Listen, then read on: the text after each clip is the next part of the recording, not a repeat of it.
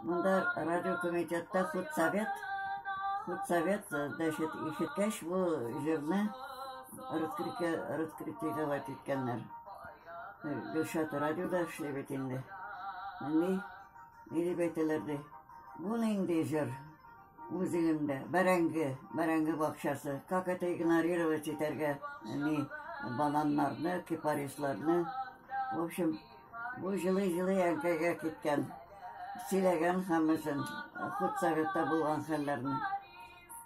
Әнкәй моны җитәкләп кире алып килгән икенче көнне радиога кыздырган теге худсоветта беләсең инде Саратовдагы прямолинейный прямо әйтә торган